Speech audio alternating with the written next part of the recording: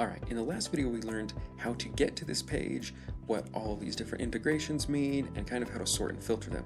We also learned how to manage our current data sources and how to set them up individually. Now what I want to do is go through a step-by-step example on how we can do just that and set it up. And we're going to stick to one that's super simple and easy, which is connecting a Google Sheet. Now before we get into actually connecting it, I want to show you what the sheet looks like. And so it's right here. You can see there's a title, there's two other column titles, and then months and sales numbers. You'll also notice that I only have one sheet tab, and that will come in handy in just a second. So if we jump back into Zoho Analytics, we're going to go ahead and select our cloud storage integration. We'll name our table, and we're going to do sales by month. Description is a super good idea to do it, but for demonstrative purposes, I am going to leave it blank. I don't actually need that. It's really good if you have a team or a lot of people looking at your charts. If you come down here to cloud storage type, you can see there's all these different options. However, for this video, we're just going to stick to Google Drive. Then I'm going to go ahead and select my file by clicking Browse. And you can see that it is pulling up all of the Google Sheets available to me within my Google Drive. Now, if you haven't connected your Google Drive, you will have a window pop up asking you for your credentials. Go ahead and put those in, and then you can see what I'm seeing. I'm going to select that same spreadsheet we're looking at, sales by month. Okay, and I'll go ahead and click Next.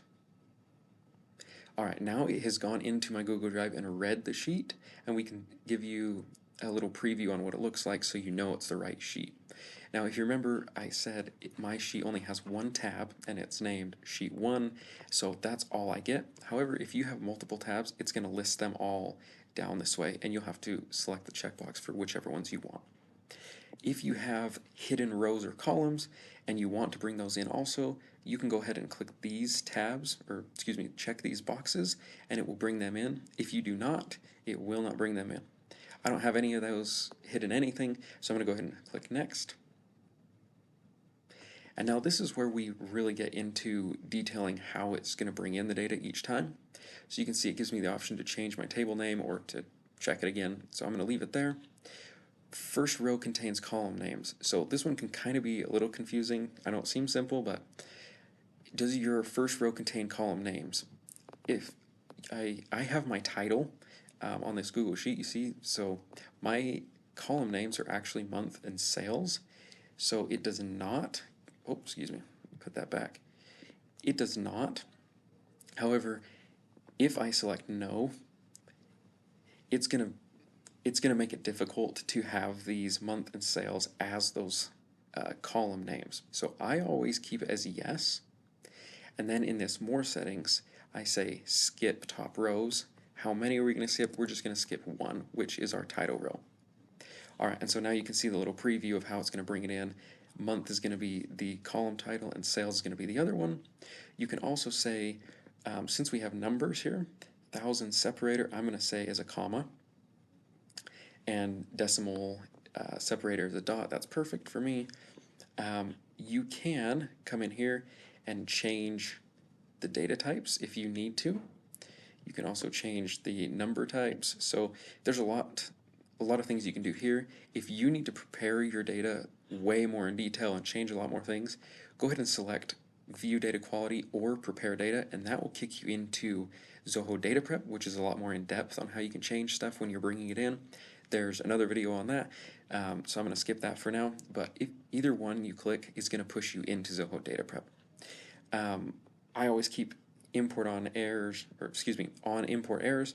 It's going to set empty values for those columns, so it's just kind of not really bring them in. It's going to bring in blanks, so that's fine, and it will give you a report, and I'll show you that in just a second. However, if you want to skip them, you can skip them, or you just don't want to import anything, you can do that. Alright, now that I have that set up, the last thing we want to check is format for date columns. Now, it's just giving me month because that's all I have. However, if yours is more complex or you have date timestamps or anything like that, you can choose from all these different formats on how you want to bring in your data. Perfect. Now that we have it set, and this looks good right here, we're going to go ahead and click Create. And so it's going to bring in everything we have. You can see it's brought in 2 columns and brought in all the rows. Total rows was 13, successfully imported was 12. Why is that? It tells you down here, we skipped it. So that's why it failed, didn't really fail, but that's what it's giving the error for.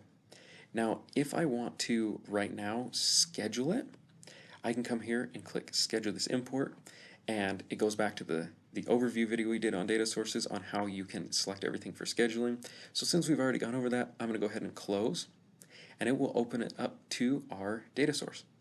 All right, from here, we'll be able to create charts, queries, anything we need. So we have successfully imported all of our data from a Google Sheet into Zoho Analytics. I hope it's helped, and I'll see you in another one.